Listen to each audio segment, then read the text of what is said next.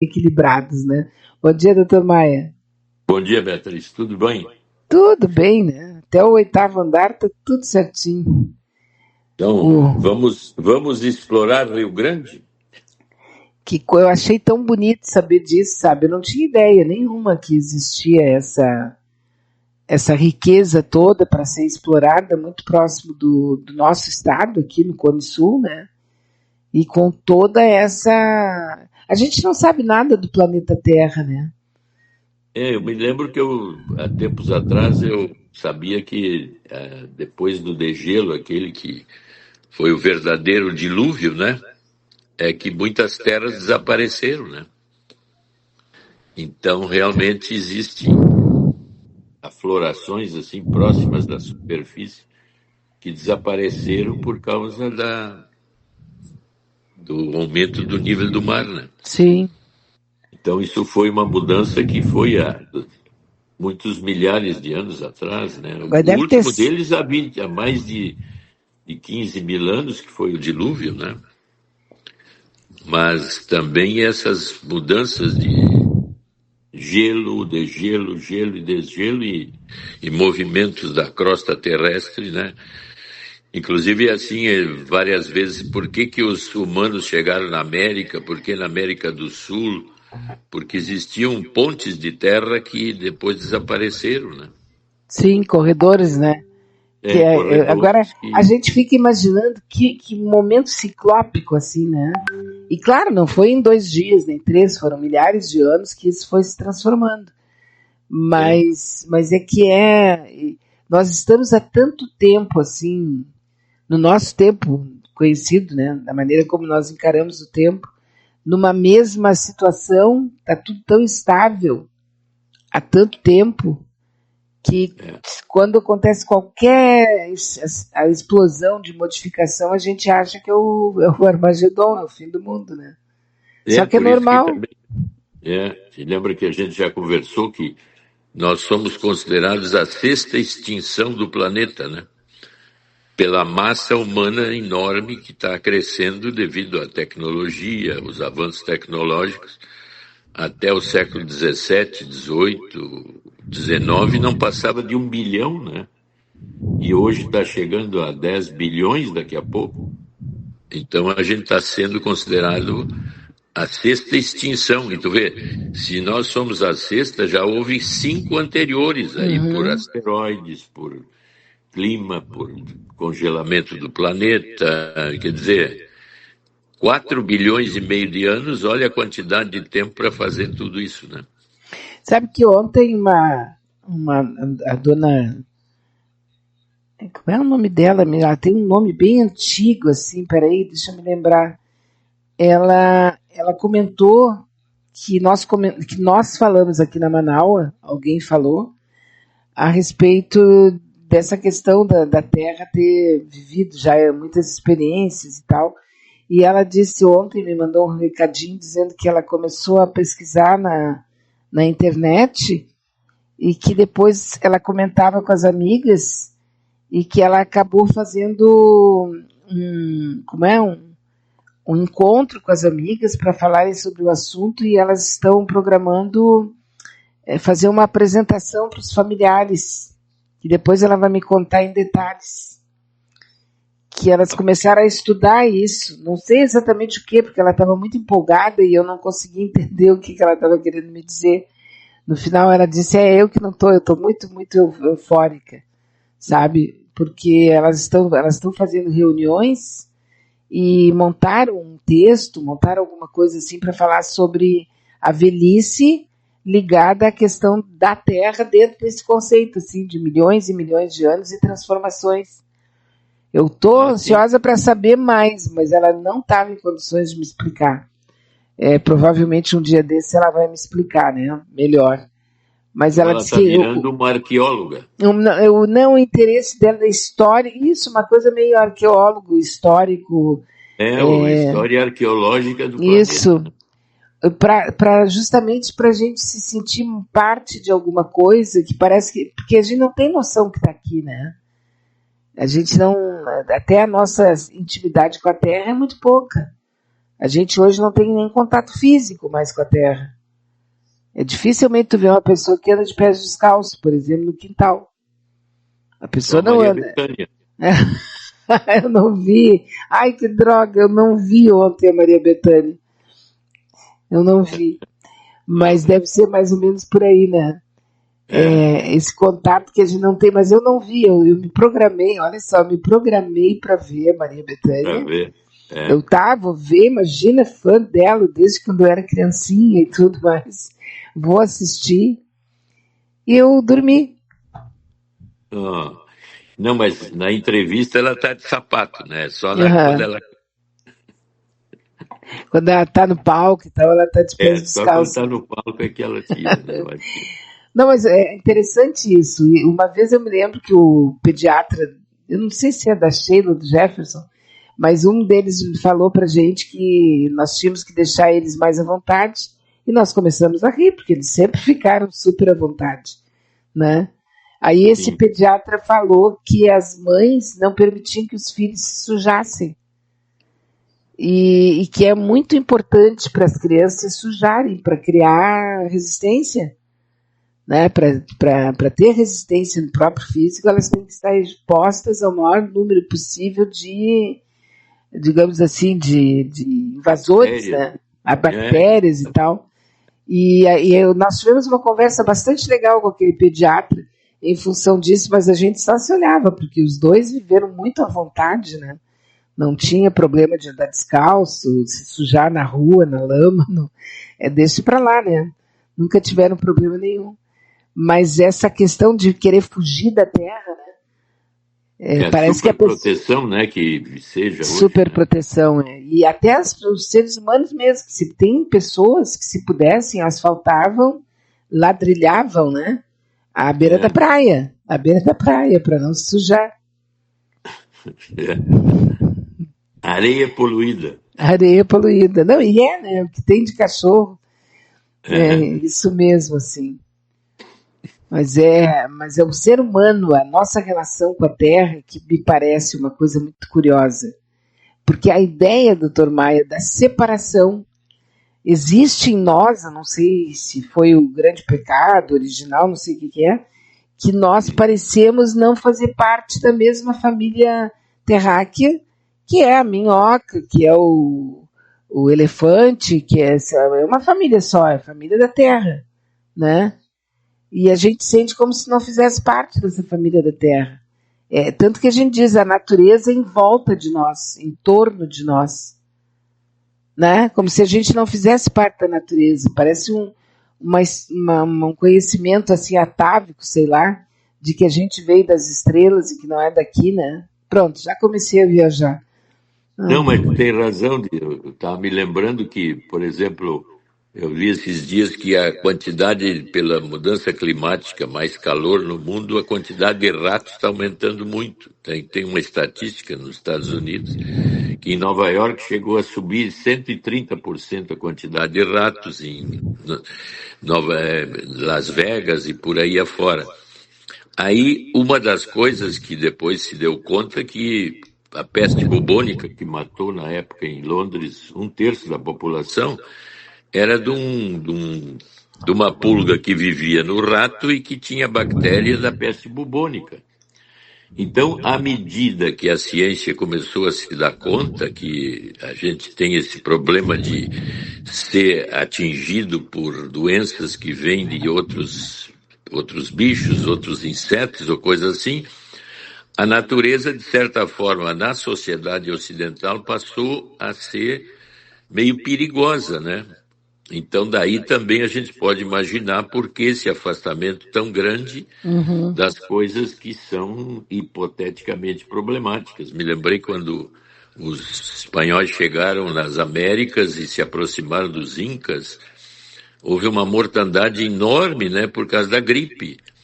Então, realmente, a fobia do medo da natureza é como se ela, de certa forma, é indiferente, mas ela é perigosa dependendo do jeito que tu lida com ela.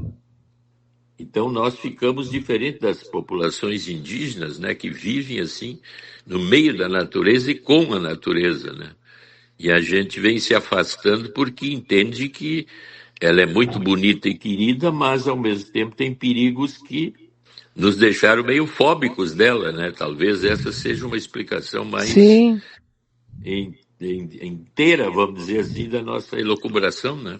claro, porque eu, por exemplo, eu falo isso, mas se eu ver uma pequena aranha ali, eu já saio correndo, entende? Não tem, eu não tô Isso, e tem uma nessa. aranha, e tem uma aranha caseira que parece ser muito venenosa, né? Que já aconteceu vários casos. Isso. Então, essa fobia eu acho que se espalhou de tal forma que uma pessoa vê uma barata, vê um rato, entra em pânico, né? Sem dúvida nenhuma, até porque nós temos um senso de segurança, uma exigência de estar seguro, que eu acho que É, vai além da linha, assim, né? O ser humano tem uma necessidade absurda de segurança. isso, então, realmente a fobia da natureza se instalou à medida que o conhecimento científico mostrou que o vírus, a bactéria, vem da natureza e o convívio com os animais e com as plantas e tudo mais, né? Então se criou uma duplicidade, né? É muito maravilhoso, mas ao mesmo tempo é muito perigoso. Ah, então a tendência é o quê? É ficar mais fóbico. Não, eu estou sempre me lavando e me esfregando e passando antisséptico. E construindo paredes, muros e fazendo tudo Isso, possível, né? Assim, é, tudo, tirar tudo o mais possível, assim, daquilo que possa ser. Ah, e eu lembrei agora também que esse médico, esse pediatra, era o Jefferson. Eu me lembro porque agora, sabe, a memória, né? Fui construindo aqui a memória, lembrando, juntando os sim. pedaços. E ele falou pela primeira vez, já ouvi outras vezes, mas pela primeira vez ele falou da necessidade que o ser humano tem da vitamina S. A vitamina S, que é sujeira, que a criança precisa de sujeira para poder criar anticorpos. Exato, é. E tu vê ao mesmo tempo o perigo. Eu falei em Londres, né? O que acontecia naquela época? O lixo era na rua, o sujeito fazia as necessidades de um pinico e atirar pela janela na calçada. Era o paraíso dos ratos, né? Então nós começamos a ficar sépticos, quer dizer, tem que cuidar do lixo, tem que reciclar o lixo, tem que isso, tem, quer dizer, a gente vai ficando, parece que distante da natureza, mas ao mesmo tempo tendo que se dar conta que tem que lidar bem com ela, não poluir rios, não fazer exageros de descartes. Agora descobriram uma bactéria que transforma o plástico em paracetamol, que é um analgésico.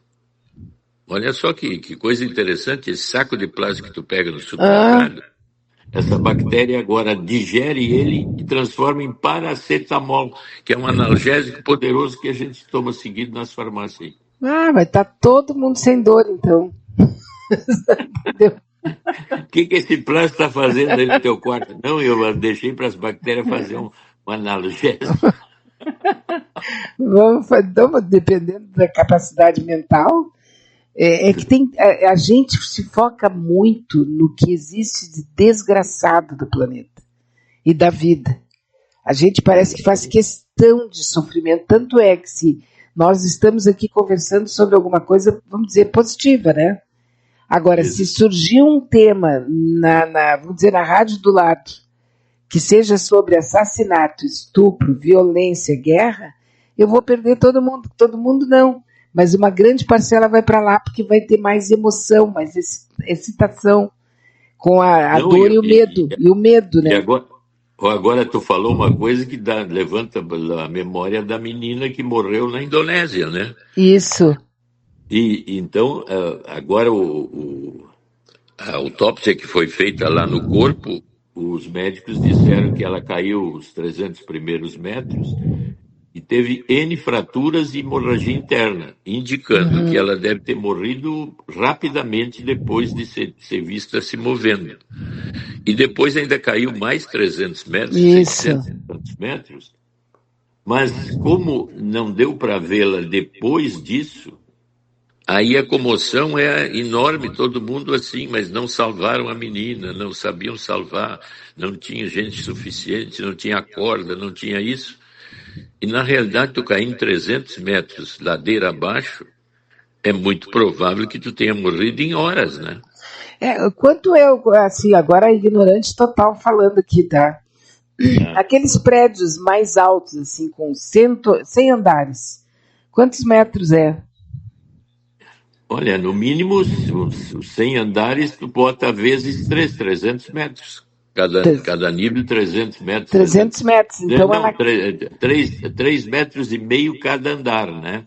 Então multiplica por 100, 350 metros, né? Então, só para eu ter uma ideia aproximada do que é isso, sabe? Porque se eu fizer calçada, eu já não vou achar ruim. Se eu pensar, né? Que é daqui até, vamos dizer, o Zafari, que eu acho que é uns 300 metros. Ela caiu de um prédio de 110 ou 120 andares. Não tem como resistir, né?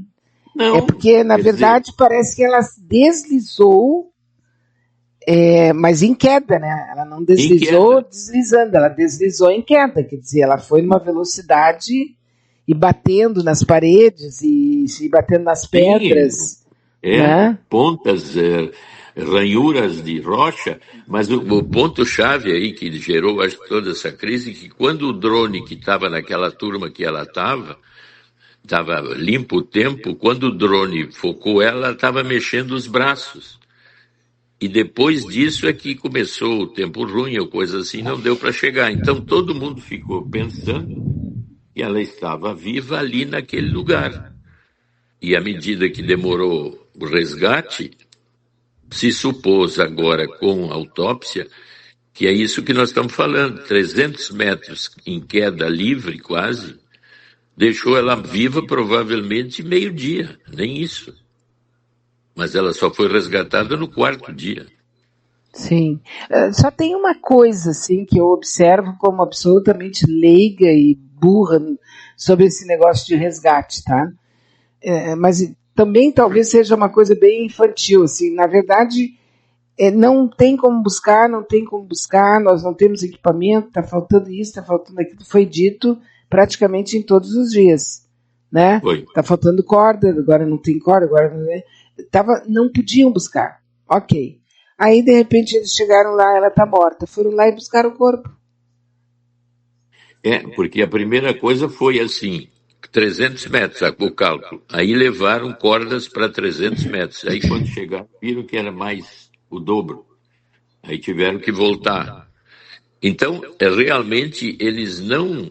eu acho até que essas 8 mortes anteriores, se a gente for examinar, tem gente que deve ter desaparecido do corpo, porque aquilo ali são precipícios gigantes. Eu vi um vídeo hoje, assim, tu imagina uma escalada numa areia preta, né? É uma coisa horrível, porque é um vulcão, e aquela areia deslizando profundo do vulcão.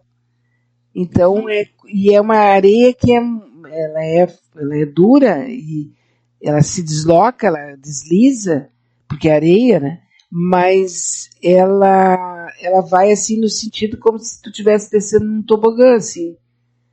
Não tem como tu caminhar naquilo ali, para tentar caminhar e voltar, por exemplo. Uma coisa muito terrível. Horrível. Vamos para o nível das pessoas que fazem isso. Turismo de aventura e turismo de risco.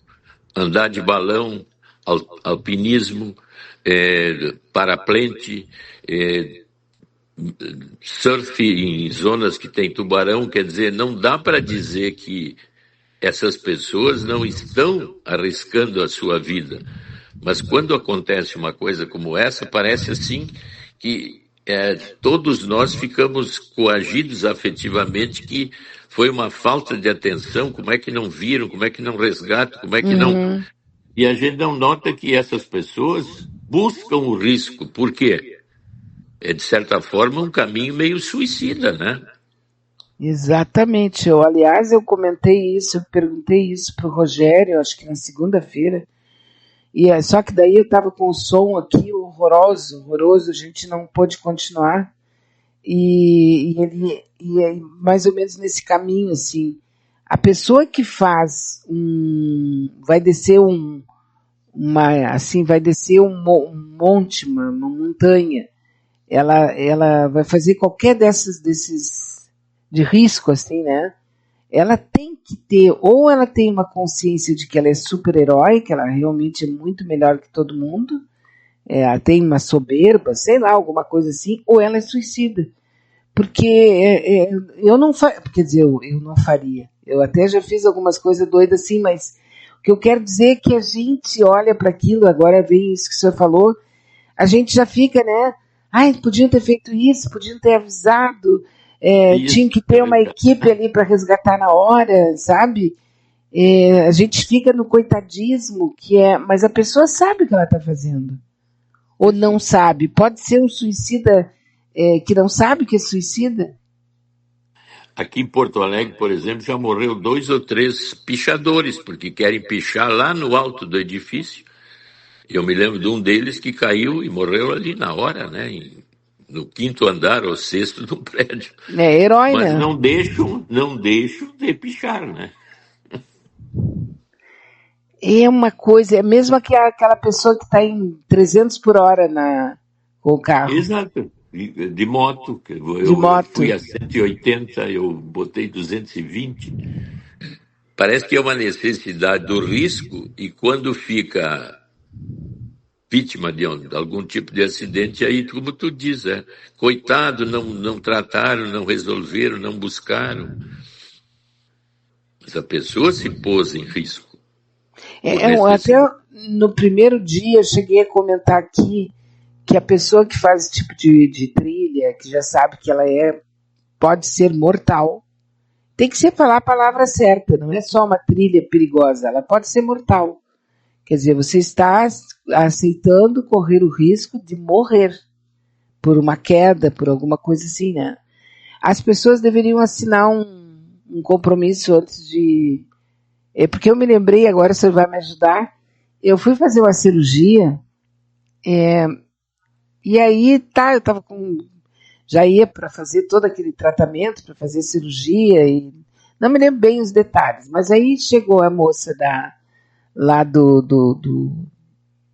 escritório, lá do hospital, tem um outro nome, naturalmente, que não é escritório, ela chegou com uma papelada para eu assinar. E daí eu disse, não, vamos ler isso aqui e tal. Daí, assim, era uma cirurgia e eu só tinha coisa ruim e eu tinha que concordar com tudo, senão eu não fazia cirurgia. Pode correr risco disso, pode ficar sem falar, pode ficar sem... Era uma coisa assim medonha, então eu comecei a rir. Eu digo, mas vocês vão me matar então. Ela disse, não, é que a senhora, isso é protocolar. É protocolar. E aí, cada vez que eu perguntava alguma coisa, rindo, porque era terrível demais aquilo ali, sabe? Eu estava correndo risco total de vida. E eu tinha que assinar. Eu digo, mas como é que eu vou assinar isso aqui? Ela disse, não, é protocolar. E ela me disse umas 5 vezes protocolar. Eu digo, não, eu vou assinar igual, né? Eu só estou aqui registrando que isso aqui é tipo assim, ó, eu aceito que vocês me matem, tá tudo bem. Como é? Isentar de possibilidades negativas isso. Vai te tratar. Isentar de tudo. Se eu tivesse uma paralisia mental, ou tivesse qualquer coisa, não tinha problema nenhum. Eu sabia o que eu estava fazendo. Assinar um documento assim, acho que seria interessante. Repito, o que eu achei interessante, e aí eu vejo um pouco de vamos dizer, responsabilidade do governo, ou de quem administra aquilo lá, é que durante todo o tempo eles não podiam buscar o corpo, não podiam buscar ela enquanto ela estava viva, que a gente achava que ela estava viva, né? Isso. Não podia buscar, daí chegou a notícia, ela está morta. Eles desceram lá e buscaram. Isso é que eu achei não gostei. Mas é que durante vários dias não tinha nem possibilidade de descer, porque o risco pessoas que iam resgatá-la era também altíssimo. Por causa do vento, o vento, tipo frio. Das pessoas que são capazes de aceitar risco. Depois apareceu aquele cara que ficou meio famoso, né? Herói, fizeram uma vaquinha para ele ganhou uma grana boa. Então, é todo um risco enorme de salvar aquele que é a vítima, né? É a mesma coisa assim, esses ataques aí, Rússia, Ucrânia, né? Os bombeiros que vão lá e que pode haver uma demolição, eles estão correndo risco também de daqui a pouco cair, o prédio cair em cima deles ou coisa assim. Mas eles vão. E vão para fazer o que tem que ser feito, salvar aquelas pessoas. Mas quem salva também entra em zonas É de risco. risco. Uhum. Então, o protocolo é para salvar aqueles que querem salvar do risco de tu morrer. Sim, tu entra num lugar desse, pode vir tudo abaixo, né? Exato, quer dizer, então, mas é que, como a gente viu, a pena é tão grande da vítima que se esquece todo mundo que está fazendo aquilo para salvar a vítima e que não conseguiu se salvar. E no dia da morte dela, eu escrevi um pequeno texto no meu Facebook e eu coloquei ali, até ficou meio esquisito, assim, mas enfim, eu coloquei assim, ó, que ela é uma pessoa privilegiada, porque ela pôde escolher como morrer, né? Diferente, por exemplo, de quem morre no meio de uma guerra, de quem morre, por exemplo, numa doença bem acolhida, bem cuidadinha, em cima de uma cama, né? A pessoa tá ali. Qual é a diferença entre ela morrer porque ela caiu ali e se espatifou, de uma pessoa que morre em cima da cama, uma cobertinha, um suquinho e tudo mais? Por que a gente acha aquele que está ali meio acolhido, que a morte não é uma coisa que não tem explicação, ela é nojenta, ela é desigual, ela é, sabe, ditatorial, né? A morte é uma coisa que a gente pode encarar como tá, tudo bem, não vai aqui ficar todo o tempo, ai, eu odeio a morte, eu acho que isso é uma besteira. Mas a diferença entre a morte dela é que ela estava lá porque ela gostava de fazer isso. Não, Ela e tem tinha uma grande prazer vantagem, nisso. né? Uma grande vantagem. Ela ficou famosa depois de morta. Também, né? Também, também. Sem dúvida, assim, ó, é uma pessoa que sai do ostracismo, entra para a história praticamente, né? Isso. E faz aquilo que ela gosta. E isso aqui é mais encantador. Porque se alguém me perguntar para minha pequena Eva se eu prefiro morrer caindo de uma montanha ou se eu prefiro morrer de câncer em cima da cama, é óbvio que a minha pequena Eva vai responder o quê?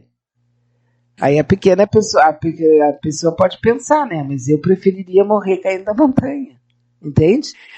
A gente também podia examinar de outra forma, quer dizer, quem busca risco é porque, vamos dizer, de certa forma, internamente está havendo uma certa falta de sentido, um vazio existencial de não saber bem o que fazer da sua vida. Então, buscando o risco, o sentido passa a existir, passa a haver uma ação para eu me sentir melhor comigo mesmo e busco o risco. Ora, o risco, de certa forma, é uma maneira de chamar atenção narcísica. Ah, tu foi de bicicleta Aham. até o Amapá? É um prazer, né? É um prazer que depois chama a atenção do grupo e eu passo a ser uma pessoa que, daqui a pouco, eu sou um influenciador na internet, né? Que é que, narcisicamente, todos nós procuramos, de certa forma, uma certa saliência, um chamar a Aham. atenção. Eu sou melhor, eu entendo melhor as coisas, eu sei isso, eu sei aquilo. Olha essa pessoa que está estudando arqueologia arcaica, né? Ela está assim, empolgadíssima, quer fazer um grupo, que é isso. Então, são buscas de sentido na vida que podem ser altamente positivas ou negativas, né?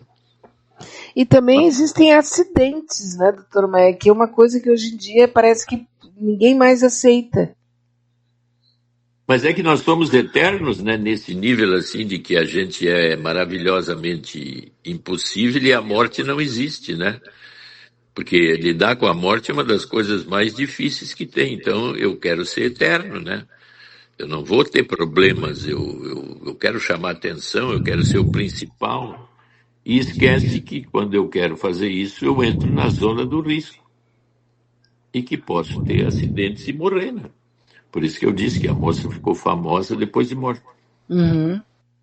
E ficou mesmo, o pai dela também, né? Sim, toda a família, todo mundo, a irmã agora está criticando a autópsia. Quer dizer, os médicos indonésios fazem autópsias mal feitas, porque eles estão dizendo que ela deve ter morrido logo. Então, todo aquele charme de não ser resgatada em 4 dias, meio que fica meio trancado, né? Não é aquilo que estão falando. De novo eu repito, né? Eu sou teimosa. Eu acho que ela já estava morta bem rápido, porque a impressão que dá é que ela caiu, deve ter, como dizem, né, uma hemorragia interna, uma coisa assim. Não poderia ficar à toa depois de um tombo de 300 metros na boca de um vulcão, né? Não podia ser um arranhão. Mas o que chamou a atenção foi o drone que viu e filmou ela se mexendo. Uhum. Então, depois disso, a neblina tomou conta, não viram mais ela, nem viram cair mais 600 metros. Só depois que chegaram a 300 é que viram que ela estava muito mais embaixo. Então, ela deve ter, como toda queda, né? Ainda eu me mexo, faço alguns movimentos e tudo mais. Foi visto nesse momento, depois de 4 dias, hipoteticamente, ela continuava viva para todo mundo que expectava, né? Até também... o Rogério me disse, eu fiquei comovido, Maia, em relação ao que aconteceu. Então, tu imagina todo o planeta, né? Eu fiquei muito comovido, eu chorei. Coitadinha, né? Tá ali fazendo uma coisa que ela curte, que ela gosta. Se bem que eu ando, doutor Maia, agora vamos fazer o meu tratamento. Não, é que eu ando muito chorona. Né? E não é, eu acho que não sei se é a idade, será que a gente vai ficando velha e chorona? Né? Pode ser, né? Não, é que talvez assim a gente com o tempo adquire uma sensibilidade maior até nessa identificação assim com a menina que está lá assim no frio, sozinha, ninguém vem. Eu ativo zonas arcaicas minhas e eu estive parecido nisso lá no meu passado remoto, que são memórias que não aparecem mais, mas que com fato externo pode ativar sentimentos arcaicos que me surpreendem, como chorar, ficar angustiada, preocupada, né? Então, realmente, eu acho que isso é possível. Também, todos nós temos essa sensibilidade, né? Assim como a Terra, a gente também não se reconhece, não sabe bem, né? O nosso profundo aqui ninguém conhece, né? Não, por isso que a gente sempre fala aqui que a busca do autoconhecimento, se entender melhor, de observar por que eu ajo dessa forma, sempre uma visão entre a ilusão e a desilusão. Naquele encontro das duas ali, eu ser capaz de lidar com esses afetos que, de certa forma, eles são negativos, que é ansiedade, depressão, angústia, fobia. A maioria de nós considera afetos negativos que tem que se fugir. E nessa linha do autoconhecimento, até numa terapia bem feita, em que uma análise, uma coisa assim, eu devo até ficar deprimido num certo momento. Sim. Até se diz que terapeutas deveriam desenvolver, até havia uma coisa bem clara, o psiquiatra, o terapeuta, o analista devia ser um cara assim meio deprimido, meio capaz de lidar com afetos ligados à depressão, porque é ali que abre o campo das possibilidades de insight, de compreensão maior, de empatia consigo mesmo e tudo mais. Mas num mundo como o nosso, eu só busco a felicidade. E tudo que é negativo, eu corro que nem o diabo da cruz, né? Uhum. E não deveria ser assim. Para me conhecer mais, eu tenho que lidar com zonas de angústia, de decepção, de ilusão decepcionada. Mas a maioria de nós, não. É o outro que, como diz o Sartre, o inferno são os outros, eu sou maravilhoso. Aí é difícil de eu me conhecer realmente, né? Porque tudo que é ruim está fora. Eu sou essencialmente bom. Mas como? Por quê? Ah, não, porque eu sei que sou. Ah, bom, então tá, né? Não dá para falar. Então estamos combinados, né? Estamos combinados. Eu sou bom e tu, olha, eu até tô te dando crédito, mas eu acho que tu precisa mudar. Se eu fosse tu, eu faria isso. Eu faria isso, faria aquilo, te caminharia, olha. Não, a gente tem solução para todos os problemas do resto da humanidade, menos os meus. Eu não Como é tenho. que. E Beatriz, agora me surgiu uma ideia assim: vamos chamar essa pessoa de Gazua. Abre qualquer problema. É a chave de todos os problemas. Chama o tio Gazua. Tio Gazu. É bem assim mesmo. A nossa amiga diz assim, ó, doutor Maia, quando eu era jovem, andava numa moto em alta velocidade sem capacete com namorados. Hoje não entendo como eu fazia uma coisa dessas. Pois então, ela era na época que, como todo jovem, onipotente, imortal. Eu sou maravilhoso e posso tudo. E até a vertigem, vamos dizer, o frisson do risco é uma coisa maravilhosa. Mas aí eu não me dou conta que o risco pode ser muito maior que o frisson que eu estou sentindo ao fazer esses tipos de jogo, né? Mas é assim, nós somos, sempre a gente está, principalmente quando há juventude, desafiando a existência e a vida, né? Para ganhar estados afetivos de euforia. Uhum. Agora me veio na cabeça uma coisa que é meio comum de se ouvir falar, é aquela força que numa situação de extrema estresse, de extrema crise, de medo, uma mãe acaba tendo para salvar um filho, por exemplo, que é capaz de levantar um armário, é capaz de levantar um caminhão para poder salvar um filho. Isso implica também, talvez dentro desse elemento aqui, que salta dentro dessa situação de risco total, esse elemento é como se fosse um vulcão dentro de nós, ele vai saltar em algum lugar. E de repente tem pessoas que lidam mais com esse vulcão interno do que o resto. E aí se expõe mais a riscos. Não, aí é a linha do sacrifício, né? Como aquilo que é o meu objetivo tem uma importância capital ou absoluta para mim, realmente eu posso funcionar assim como se daqui a pouco uma pessoa que vê o sujeito embaixo de um carro passa ali, daqui a pouco capaz de levantar o carro para tirar a pessoa. Mas como é que eu levantei o carro? Parece assim que há uma coisa hormonal em que o corpo ganha um poder que normalmente não se tem, né? Devido a estados afetivos de perda, assim, muito significante, né? E aí é uma linha de sacrifício, né? Por isso que se diz que uma das buscas religiosas ou coisas assim tem muito a ver com o sacrifício. Quanto mais eu me sacrifico, parece que mais perto de Deus eu estou ficando, né?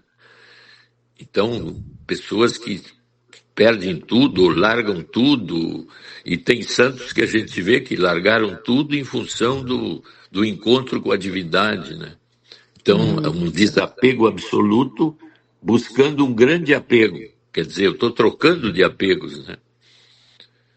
Mas são apegos, vamos dizer assim, que geram sacrifícios ao eu trocar esses apegos por algo fantasticamente maior, assim.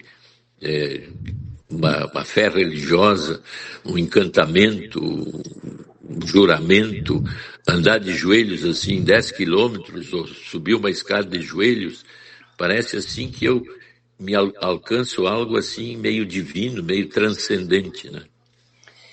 Então tem Isso esse lado. teria um pouco daquela irmã da Odete Reutemann? Sim, ali é a mãe, né, das meninas, né? Não, não. É a irmã da Odete Reutemann, a irmã, né? é a irmã que criou os filhos, cuida tudo da vida dos filhos da Odete Reutemann e ainda é extremamente humilhada pela Odete Reutemann e fica tudo bem. Vou parar de ver aquela novela de novo, porque eu sou assim, né? Comecei a ver, parei de ver. Aí voltei por curiosidade. Aí tô ali assistindo, mas já não aguento mais ver aquilo ali, daí eu não vou ver mais. Que a mulher é ofendida, manipulada, é um negócio impressionante. Eu acho que a personagem mais importante da novela é aquela irmã. Pois é, mas tu vê que ela é exatamente esse tipo de coisa que Se leva aos sacrifica. feminicídios, a agressão.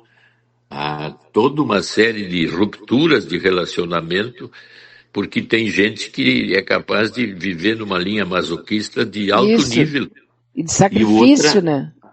E olha o prazer que tem oculto, né, em me doar até perdendo um grande amor pelos meus filhos ou pela minha enteada, enfim, ou minha sobrinha, de ter, então, a vivência do sacrifício como um sentido de vida também.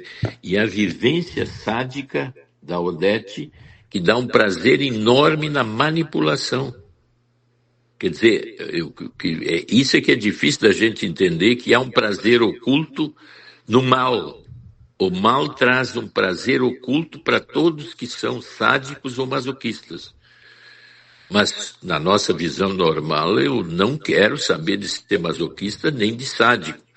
Mas a gente não identifica em nós as atitudes ou masoquistas ou sádicas que, seguido, a gente está exercendo ou fazendo com outros. Sim, e ou seria isso conosco mesmo.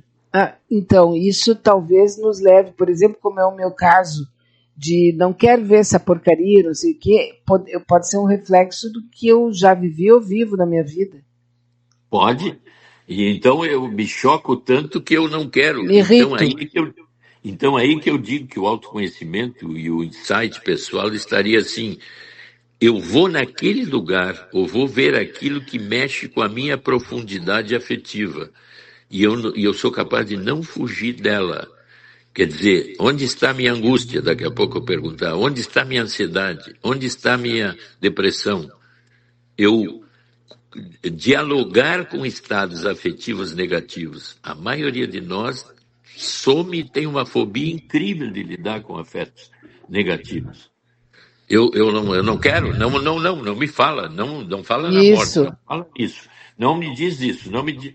Fica, mas então tu não está nesse mundo, né? Tu está num mundo ideal teu, fechado, porque tu não quer ver a realidade, nem ela batendo no teu íntimo. A maioria funciona assim. Agora uma outra amiga pergunta assim, ó, e quando não somos tão sentimentais? Ou sentimos, mas não nos desesperamos com o que não nos pertence, por assim dizer. Bom, aí somos frios, olha só, somos frios, tá errado, desesperamos, ou estamos calejados? Não, aí aparece o nosso lado Odete Reutemann. Quer dizer, extremamente pragmáticos, em que eu corto qualquer tipo de ligação empática afetiva com o dentro de mim e fico imune a qualquer mudança externa. Aí eu posso entender o Mengele, que fazia experiências em pessoas vivas, porque ele fazia a fantasia de que o crescimento da medicina deveria se aproveitar daqueles prisioneiros, porque era para maiores conhecimentos. Então, eu desligo da linha afetiva empática do outro e uso o outro como instrumento do meu narcisismo de querer crescer e ter ideias novas ou coisas assim. Isso é muito comum também em zonas de guerra, em zonas de tortura, em mudanças de linhas políticas ou coisas assim, porque o outro é inimigo e, portanto, não é nada a ver comigo. Ele é um objeto. E objeto é que nem cadeira, né? Eu posso trocar de lugar quando eu quiser, não existe como entidade de valor. Agora, pode-se, por exemplo, também ser tão, ao mesmo tempo, já ser tão adulto para poder saber, isso aí eu não vou poder, por que eu vou me desesperar se eu não tenho como mudar? Aí a pessoa pode parecer fria também, pode parecer, porque isso também é um aspecto da pessoa ser mais adulta, né? Não ficar tão desesperada com uma coisa que ela não realmente aconteceu lá, não sei aonde, e a pessoa vai entrar em surto, vai ter que tomar remédio, vai ter um piripaque, uma coisa que ela não vai poder fazer nada. Sim, o fechamento interno é tão grande que eu não posso ver as coisas que meio que me desagradam. A maioria das pessoas diz assim, não fala nisso, não quero ver, esse filme não presta, tem coisas ruins, tem muita coisa sexual, não dá para ver, não isso, não aquilo.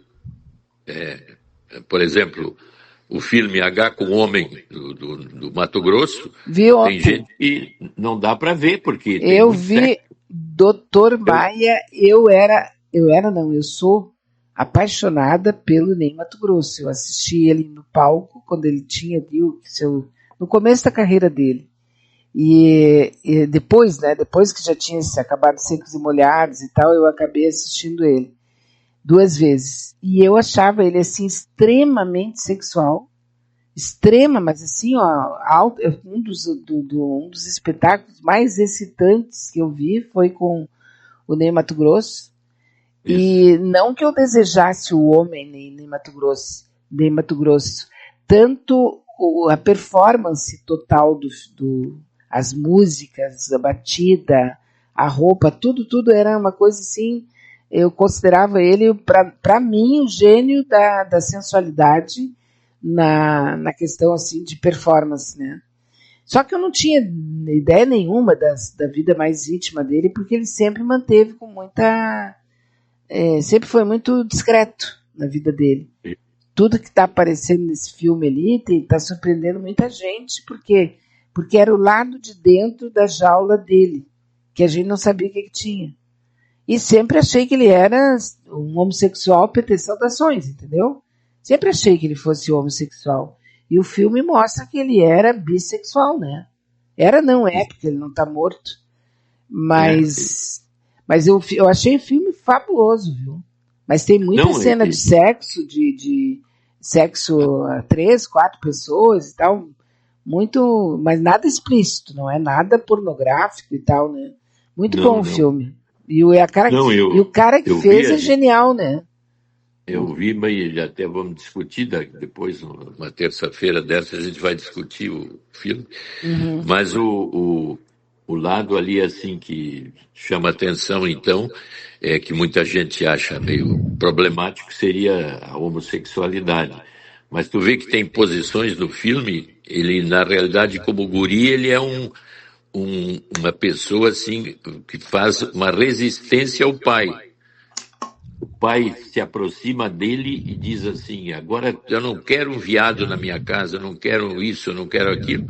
E chora, e ele fica ali olhando e dizendo: não choro, mas chora. Quer dizer, ele queria destruir a autonomia do filho. E na realidade, o Ney Matogrosso se identificou com a masculinidade do pai no sentido de ser o homem aquele. Olha aqui, ô Tchê, o dia que eu for bicha, todo mundo vai saber. Uhum. Ele fala para o pai também. Então tu vê que toda a conduta dele, quando ele está junto com o Cazuza simplesmente se perde. Casualmente, vamos dizer, ele não teve AIDS, né? Foi uma coisa interessante isso. Mas ele, quando o Cazuza chega com aquela promiscuidade toda, ele manda embora. Quer dizer, ele tem uma atitude masculina coerente. Onde é que ele é o homossexual? No palco.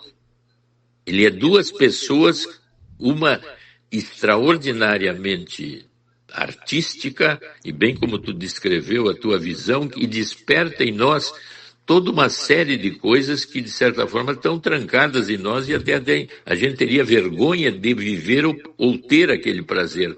Mas olhando num palco, eu posso me identificar sem prejuízo nenhum para mim. Então a minha vivência é ali maravilhosa, porque ele expressa daquela forma aquilo que eu adorei ver, mas que não vou viver ou não teria condições de viver. Então o Ney Matogrosso é um homem masculino e é um homem feminino, bem como tu disse, bissexual, que aliás é o que o Freud diz, todos nós só temos uma bissexualidade, os dois lados. Mas ele sabia manter os dois e tomou atitudes claras. Eu não quero isso, eu não quero aquilo. Foi crescendo.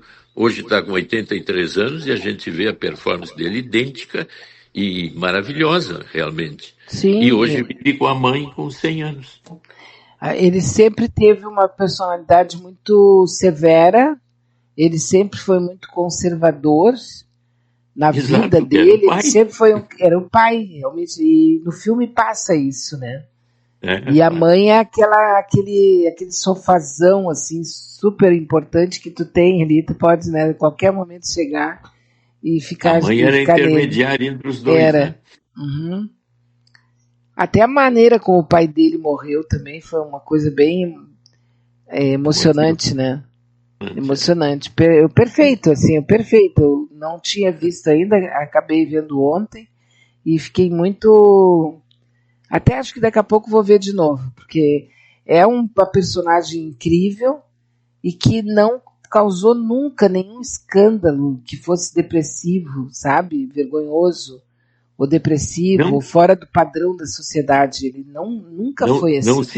não se viciou em nada, quer dizer, ele era dois em um, quer dizer, é bem a característica do ator. Eu me dá o script e eu vivo o papel, mas eu sou separado do papel. A maioria de nós tem dificuldades e se mistura com o papel, tem atores até que sofrem quando um papel é muito Isso. forte, tem dificuldade de voltar para a personalidade normal. Eu não me lembro qual foi, mas foi a esposa de um ator que disse que ele teve que fazer terapia para sair da personagem. Exatamente. É uma mistura tão grande, claro que aí como ator eu sou maravilhoso naquele papel, mas aí eu sou tão maravilhoso naquele papel que eu faço uma identificação de segunda personalidade e a personalidade mais atual da pessoa meio que perde força e eu fico mais no papel, mas aí eu fico dissociado, dividido, né? Eu acho que uma personagem como a Odete Roitman deve ser difícil de se despir dela depois. Porque é uma Não, ela, pessoa que diz aquelas verdades mais chocantes da maneira mais arrogante possível, que eu tenho a impressão também que essa personagem quase que existe na maioria de nós. A gente só se cala por afeto, a gente não chega a dizer o que a gente pensa de verdade para o outro, não é só por medo, por dependência. Tem muito de afeto também, né? De não querer magoar a pessoa. Porque dificilmente tu encontra uma pessoa que diga a verdade verdadeira mesmo, aquela coisa bem séria. Ela vai aceitando, ela vai botando pano, ela vai tergiversando e tal, para não perder a companhia, o afeto daquela outra pessoa, a identidade, a parceria. Tudo isso é levado em conta, né? Mas esses pois é. personagens que estão liberados para dizer tudo que pensam, deve ser difícil se despedir deles depois. Não, tu vê, aí nós temos a linha da anarquia, né, por exemplo, né, o anarquista é aquele que faz uma assembleia, resolve uma série de coisas, faz uma ata, e no fim da ata ele rasga a ata, porque a anarquia é absolutamente anárquica. Não aceita ata. Não, ele mesmo tem que desmanchar o que foi feito, porque anarquia seria exatamente o regime anárquico, né? Quer dizer, mas é difícil viver numa anarquia plena, né? Mas internamente, às vezes a gente fica numa zona anárquica, que significa eu me perdi de mim mesmo, né? Por isso que tem teóricos que dizem nós temos um setor neurótico na personalidade, que é o mais comum de todos nós, um setor borderline, que é aquele mais complicado, em que eu me divido em dois e não me dou conta, e o setor psicótico, que aí então eu enlouqueci por alguma razão, né? Uhum. Então, esses três lugares internos estão ativos em nós o tempo todo. Por isso que eu digo que a linha do autoconhecimento, eu me dou conta desses lugares internos psicológicos que aparecem nas nossas relações e nos nossos ambientes, né? É. E que é Nossa, muito difícil de entender, assim, como nós estamos tentando. racionalmente falando agora, né?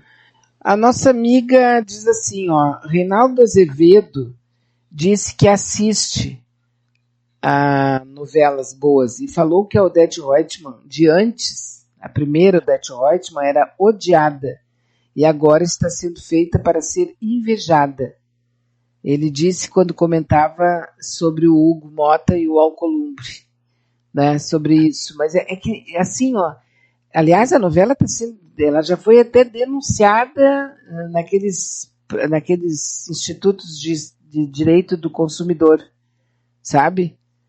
E, assim, ó, é que a Odete Roitman, de 1980, ela chegou mostrando na tela coisas das pessoas mais ricas e também as mais, assim, mais poderosas que nós não tínhamos contato.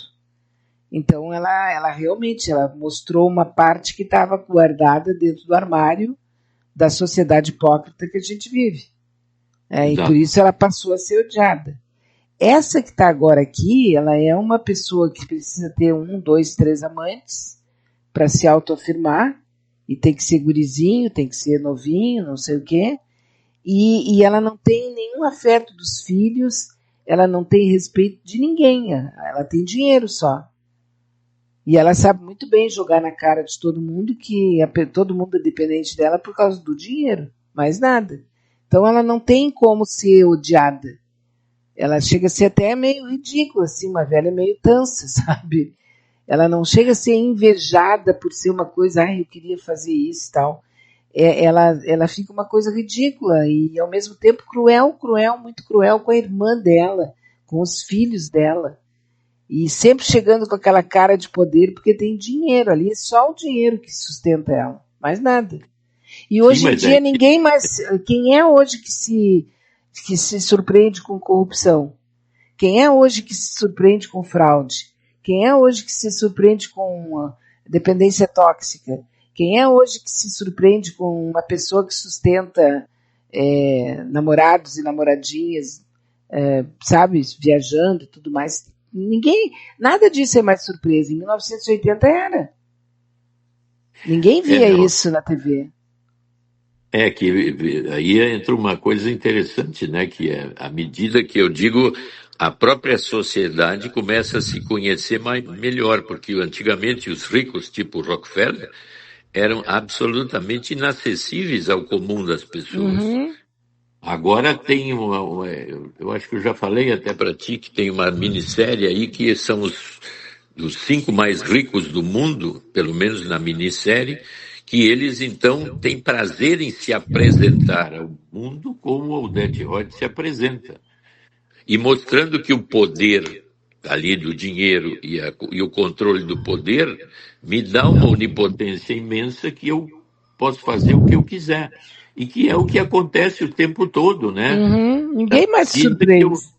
que eu ganho poder. Então, mas ao mesmo tempo gera uma indignação dos que têm menos, no sentido assim, agora eu entendo que o poder, antes eu podia até deificar e achar maravilhoso, mas agora eu vejo que ele é igual a mim nas minhas coisas mais comezinhas ou problemáticas do comum, só que com o poder na mão ele pode tudo e eu reconheço essa loucura, mas não posso fazer nada. Então, gera-se uma linha, vamos dizer assim, indignada e impotente. Porque o poder continua no poder econômico e no poder político, no poder em si, né? Mas me deixando indignado e crítico. Mas um crítico assim, de beira de porta, gritando tipo ridículo, né? Porque... Sim. Aí tu fica com ódio, eu vou matar ela como se eu fosse matar isso que é normal na sociedade que a gente vive. Tu vai matar então o rico uma passa ali e diz personagem. assim, e o rico passa ali, tu é invejoso, né, tia? Tu queria estar no meu lugar. Então tu vê que zona problemática de eu me dar conta da corrupção e dos vícios do poder e não me restando nada a não ser ficar invejando ou criticando, mas impotente. É isso, né? A coisa é muito complicada mesmo, né?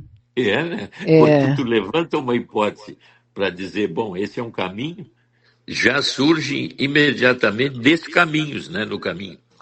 Sabe que eu estou observando uma coisa? Eu, tipo assim, eu tenho visto mais coisas não é trabalho, não é busca de notícia, não é mais assim. Eu estou passando por uma época que eu estou vendo o que tem na internet. Então eu vou entrando assim em canais e vou vendo coisas que eu não via, porque eu sempre fui muito aquela pessoa muito metódica. Então eu vou entro nos mesmos canais, vejo as mesmas coisas, busco nas mesmas fontes, entende? Eu passo uma vida inteira meio fazendo aquela trilha do padeiro, assim, do cavalo do padeiro. Vou sempre fazendo a mesma coisa. E agora, nos últimos tempos, eu tenho ficado em casa e tenho procurado ver não televisão e tenho visto aqui no celular mesmo algumas coisas, por exemplo, no TikTok, alguma coisa nos Reels, sabe? No Reels, e no Instagram, que eu não fazia isso. E eu observei uma coisa essa semana que eu vou pedir para o pessoal, se puder, observar e ver o que acha. No Reels estão aparecendo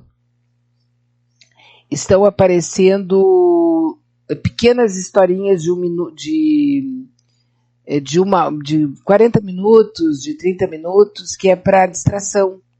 É historinha para preencher teu tempo.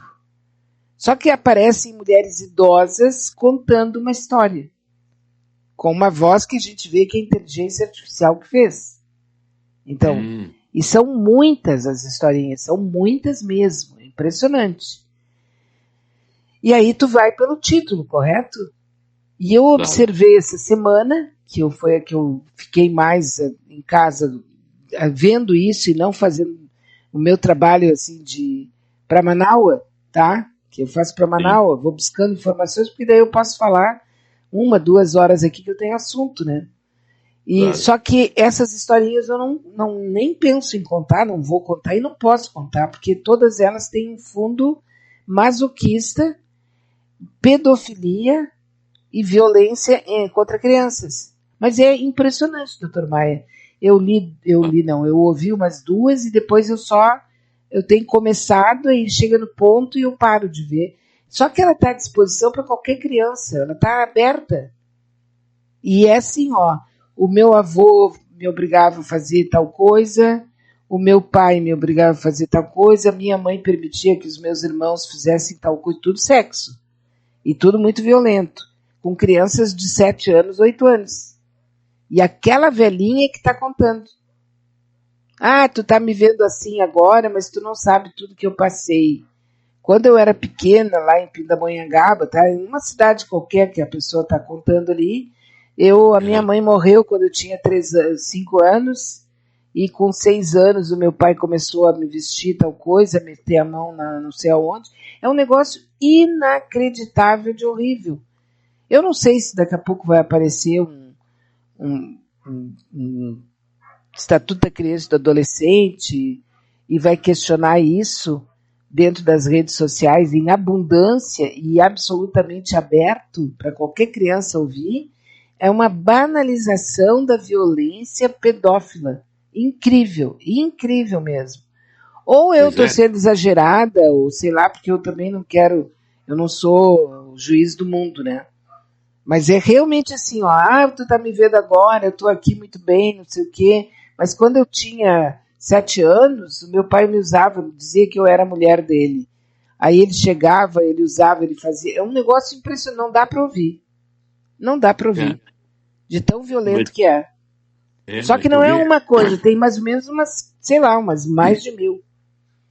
Não, mas aí tu vê, é uma das coisas que a internet propicia de fazer.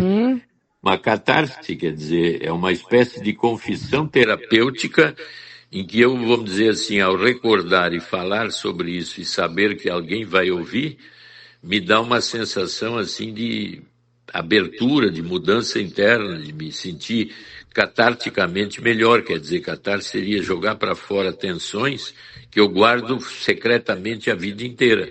E posso largar isso, vamos dizer, de uma forma em que a repercussão para mim é zero, mas que a internet abre zonas possíveis de segredos que podem durar a vida inteira e serem até mortíferos durante toda a vida.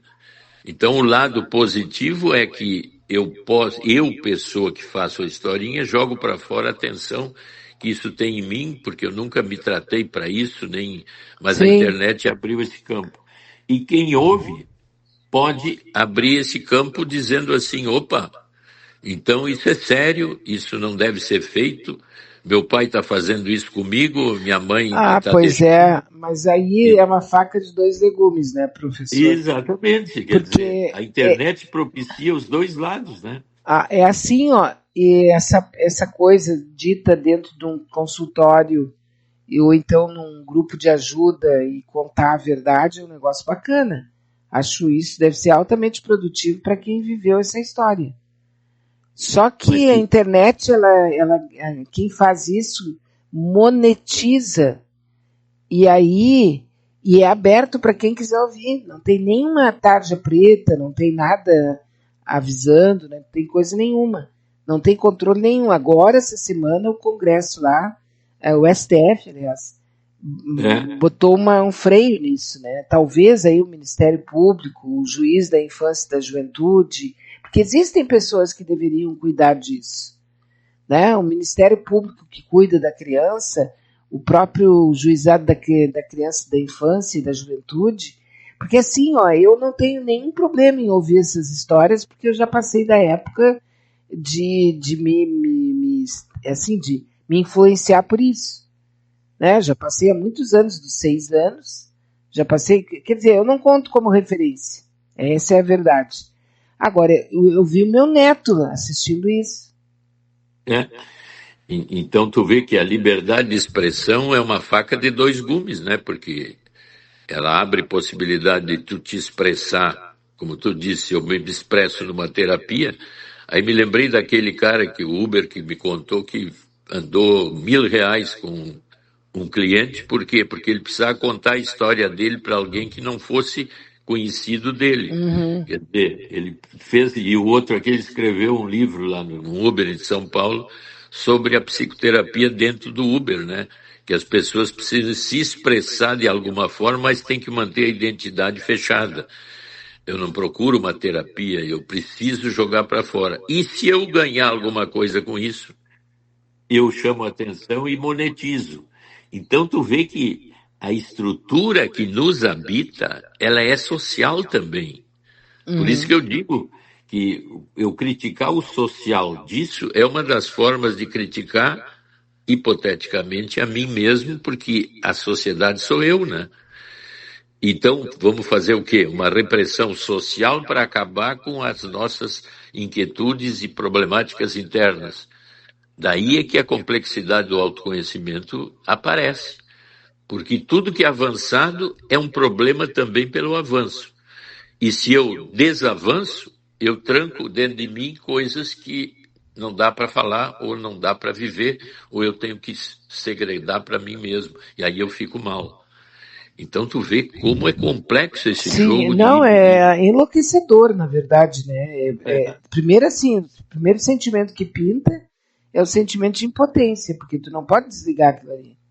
Tu sabe que aquilo ali vai indignação. ser visto, vai ser ouvido por milhões de crianças, Exato. né?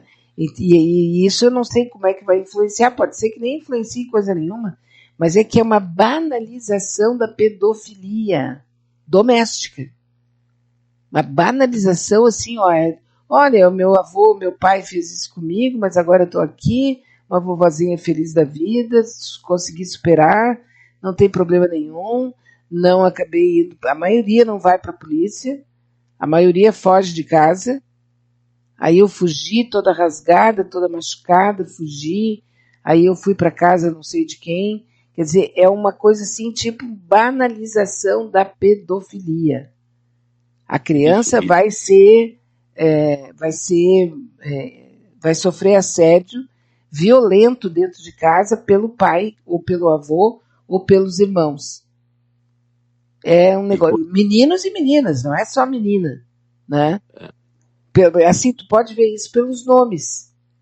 Porque tem um nome, tem um título, cada um desses vídeos tem um título, né?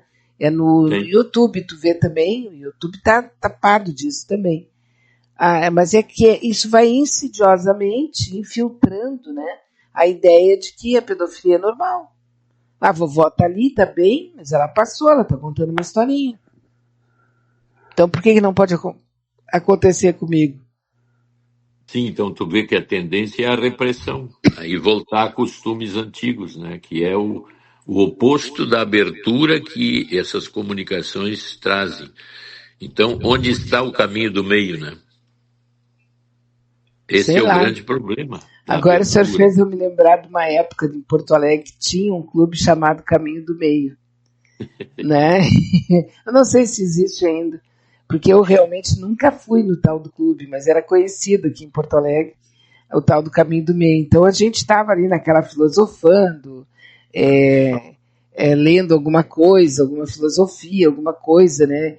Eu me lembro que a gente conheceu, como era o nome dele, Khalil Gibran Khalil, que era Né? sensacional, foi assim um portal para mim, né? Entendi muita coisa da vida ali com os livros dele. E aí o pessoal perguntava, tá, mas e qual é o caminho do meio? O pessoal dava o endereço do clube. Exatamente. O endereço do clube, como sendo Tu uma vê, resposta. outra coisa também associada a isso, né, que tu vê, a proteção da mulher está cada vez maior, mas no Brasil continua 4 feminicídios por dia, né? Porque é só no Signi- papel, né? Não, Porque, ainda. não, mas eu digo, não, a repressão ela é social, mas e a repressão interna, que é por que eu continuo me envolvendo e querendo matar minha mulher? É um problema altamente pessoal meu que vem da minha educação de base, do meu relacionamento com pai e mãe, que só numa terapia pessoal eu poderia entender isso. Mas o social resolve um problema de intimidade lá do meu nascimento, ou coisa assim. Esse é o drama que fica. Uhum.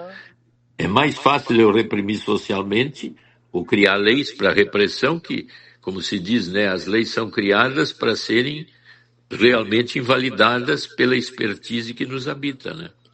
Eu considero que aquela pessoa, agora eu vou fazer uma brincadeira, mas assim, esse cara que espanca a mulher, espanca a companheira, espanca a filha e tal, ele tinha que ficar dentro de uma jaula na esquina democrática, 40 dias. Todo mundo passando ali, dizendo, esse aí bate em mulher. Esse aí bate em mulher. Mas é só uma raiva da hora, né? Sei que isso não é o caminho. Exatamente, é.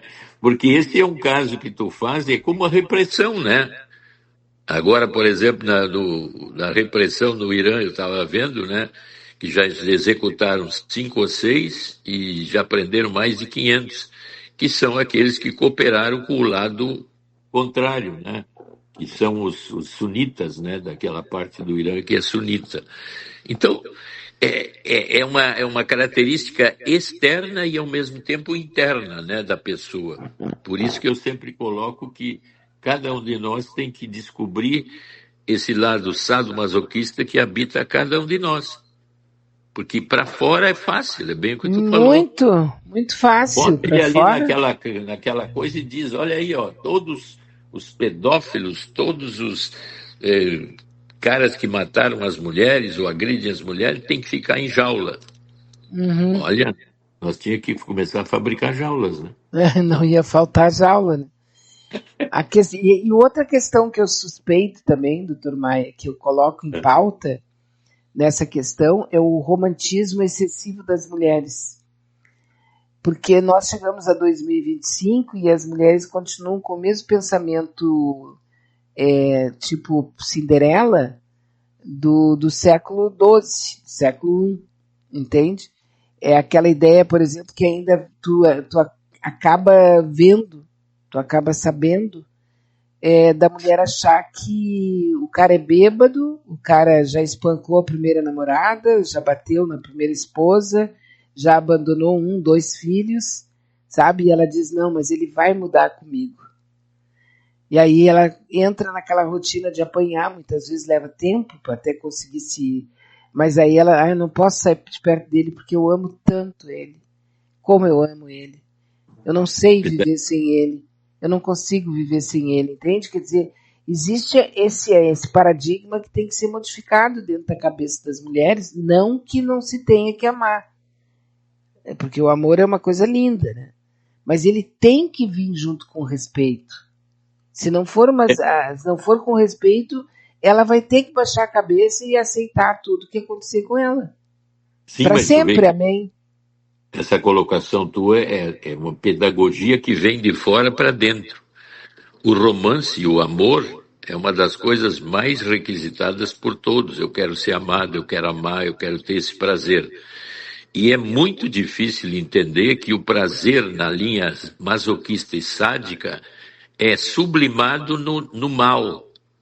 É muito difícil entender que o mal me faz bem. Isso é uma das coisas mais complicadas de É aquela como eu gosto, mas eu gosto, né? Exatamente, quer dizer, é um problema pessoal que, olha, se eu largar isso, eu largo tudo que eu tenho, eu fico pobre. Como tu fica pobre se tu está sofrendo? Mas eu sofro por um amor que eu busco, mas não ganho. Mas o fato de buscar e não ganhar é que me dá sentido aqui agora. Se tu me tirar essa relação, eu perco, eu fico pobre e deprimida, mal. E vou buscar outro caminho para chegar no mesmo lugar. Por isso que eu digo que esse caminho é interno, de mudança interna, que é muito difícil. Porque se eu tiro essa linha aqui desse amor, eu tenho... Olha, eu casei com 4 mulheres. Te lembra daquele cara que é um ouvinte nosso?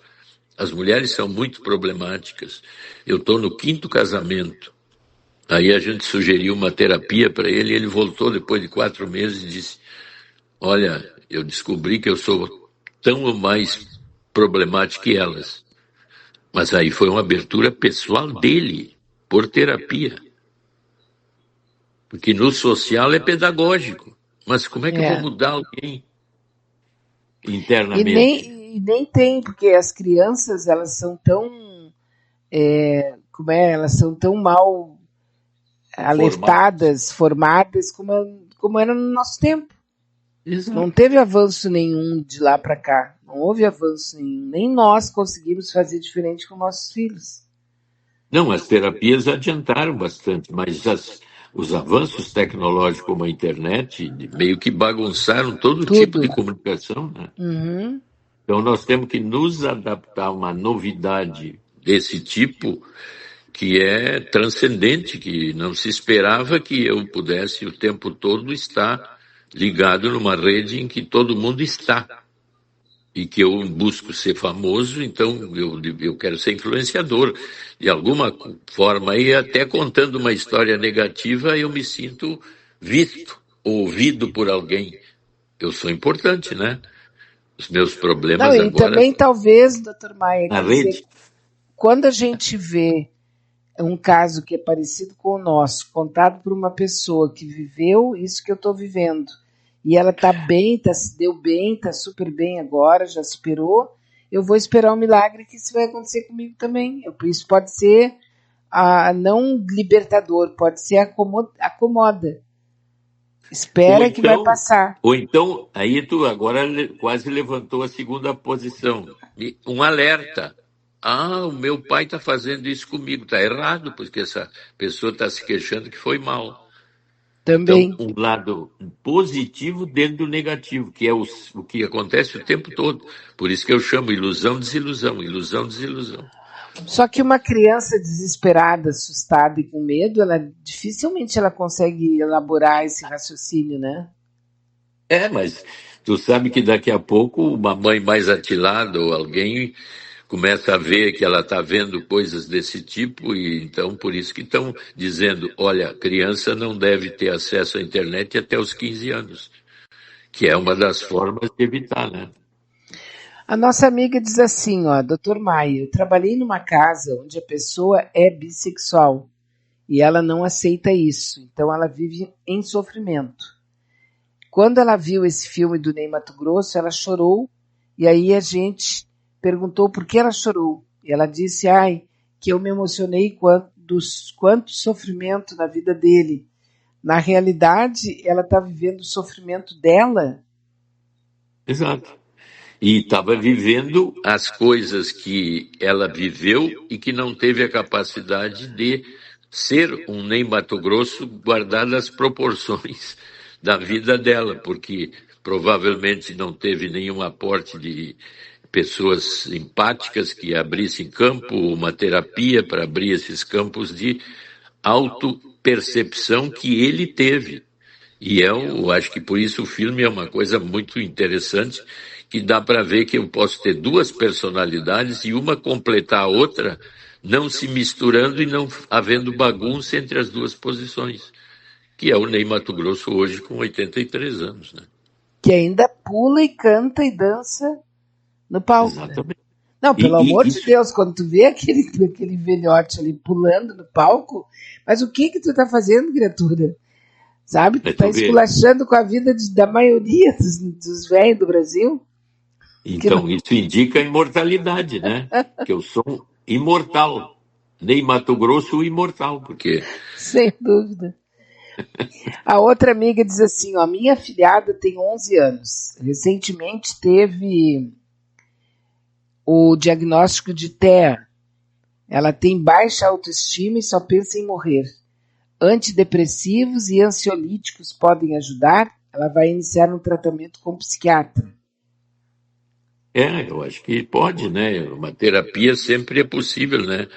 Haver uma abertura, né? Porque as terapias hoje são os caminhos para entender essas complexidades que a gente fala que hoje é difícil de entender, embora se fale bastante, que é o prazer no masoquismo e o prazer no sadismo. Aí fica assim, mas como é que uma pessoa pode ter prazer em tratar mal um animal? Como é que pode tratar mal alguém? Como é que isso é uma loucura? É um ser que deve ser um demônio? Não, faz parte da nossa natureza. Nós temos um lado sádico, egoísta, ciumento, invejoso, odioso. Todos nós temos essa base. E tu vê que essa base é que nos salvou para a existência, que é chamada as pulsões, pulsão de vida. O que a criança, quando nasce, quer imediatamente? Buscar um lugar para se alimentar, um seio. Aí se diz assim, mas na cabeça dela ela criou o seio ou o seio existe? É uma ilusão, mas que é uma realização. Então, o tempo todo, esses inícios que são terríveis, agressivos, mais violentos, a criança, tem gente que surpreende, como é que pode ser tão egoísta, tão agressiva, tão contra o pai, contra a mãe, ali pelos 3 anos, eu não faço isso. Não, tu tem que fazer. Olha no filme, chora, chora, e dando no filho e ele resistindo. Quer dizer, a maioria das pessoas não entende que nesse início, antes de civilizar a criança, ele é um potencial agressivo de buscar entrar no mundo e crescer. Mas a civilização é que dá a ética e a moral para conviver com os outros. Mas essa base continua. E Muito, aparece assim. muito bem. Aqui a nossa amiga pergunta se o Ney Mato Grosso aparece que ele fazia terapia. Se ele fazia. Não aparece assim, né? Que ele Não fizesse aparece terapia. ali, mas talvez tenha. Não, é que assim, ó, teve um Sem Censura que ele participou agora há pouco tempo, em que ele contou que ele passou por um processo terapêutico, por uma terapia. E é o tal do, como era? Fischer Hoffman, uma coisa assim. E ele foi ali para se libertar das influências familiares, com extravasamento tipo físico, tipo emocional, né? De quem você seria e tal. Só que ele teve uma situação muito. Na hora assim de imaginar quem é que ele estava batendo, ele não conseguia lembrar de ninguém, porque ele sempre fez tudo que ele quis, entende? Ele não tinha uma pessoa para bater. Então, tipo, ele contou, né, que ele não sentia mais nada. Ele não sentia mais nada. E aí ele pegou e numa hora de raiva que ele sentiu por tudo isso, ele pegou e quase arrancou a mão de um homem. Um pedaço de uma mão que ele deu uma mordida. Ele queria arrancar a fúria. Então ele conta hoje isso rindo, porque foi uma terapia que ele tentou transmutar e se livrar das emoções, e que ele não sabia fazer, não soube fazer isso, né? Foi um episódio traumático e daí ele abandonou a terapia.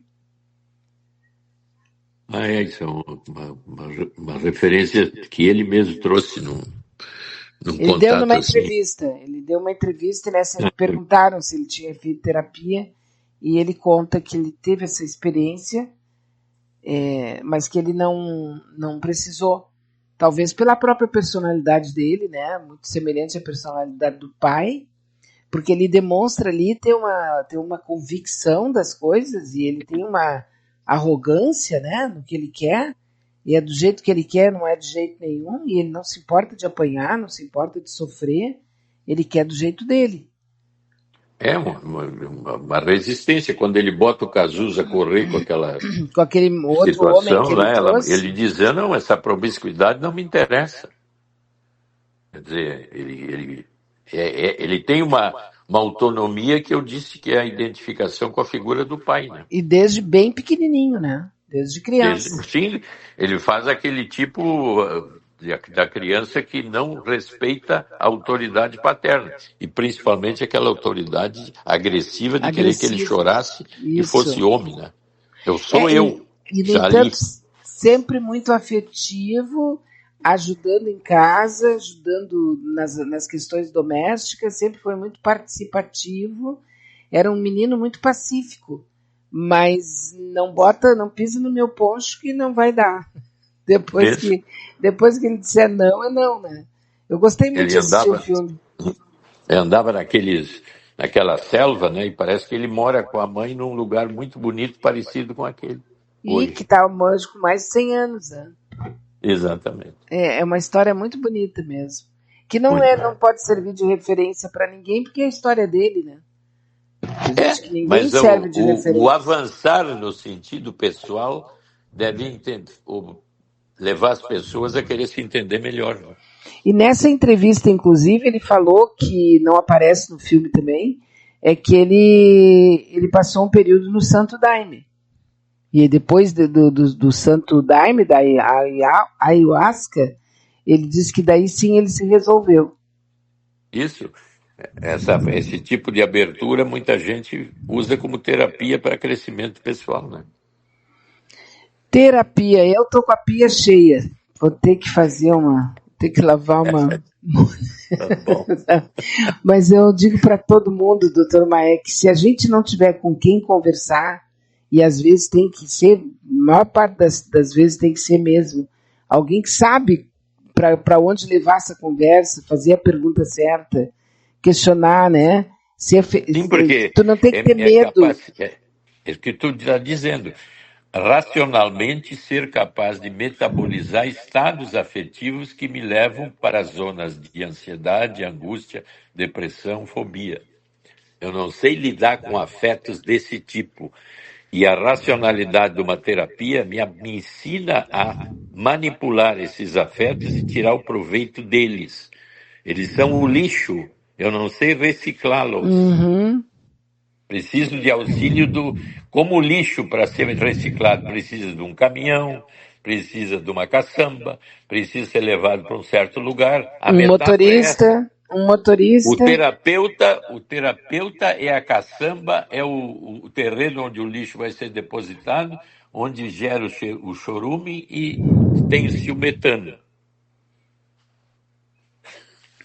Bem a terapia assim, né? É o caminho. E tem o motorista do caminhão, né? Exatamente, tem várias etapas aí que eu tenho que ir até reciclar o meu lixo. Mas a maioria tem vergonha, tem dúvida e acha caro. Não, e eu não preciso, né? Vai ali. Bom, esses três aí chegam à conclusão. Para quê? E aí passa 20, 30, 40 anos com uma coisa que pode ser resolvida em alguns... Depois vai falar velhinha, né? Como tu disse lá. Eu fui abusada. Não, aquela foi brincadeira. Olha, aquilo ali é brincadeira. Não, e eu tô super bem, viu? Eu tô super bem. Pode ver que a vovozinha aqui tá super bem. Mas aconteceu comigo coisas terríveis e ela não fala de terapia, ela não fala de polícia, não fala de nada. Não, ela precisa chamar atenção. Esse é o meu caminho agora. Muito bom, doutor Maia, já é 12 horas, nós conversamos, que coisa boa, o senhor sempre me leva por outros caminhos que não bielas. por outros caminhos que não são os meus, porque eu fico com uma raiva. Aí o senhor me acalma. Muito bom. Aí nós usamos o humor para resolver. Tá certo, mas a humanidade vai ter jeito, né? Tá bom. Um grande abraço. A gente dá jeito. Isso, um abraço, doutor Maia. Muito obrigada. Beijo para todos. Beijo. Tudo de bom. É isso, gente. A gente está aí num mundo muito estranho e, de repente, a gente consegue perceber, né, que nós ainda temos jeito, viu? Acredite nisso. Se Deus quiser, tudo vai ter jeito. Estou indo embora. Obrigada, muito obrigada pela companhia. Desejo a todos um final de semana com muita paz, principalmente, né, paz de consciência. A gente faz o que a gente pode e todos os dias a gente procura dar o melhor. Tomara que a gente um dia consiga, né? Grande beijo e até segunda-feira, se tudo der certo. E domingo, às 19 horas, nós temos o Adroaldo Bauer Correia com o domingo.com. Fiquem em paz.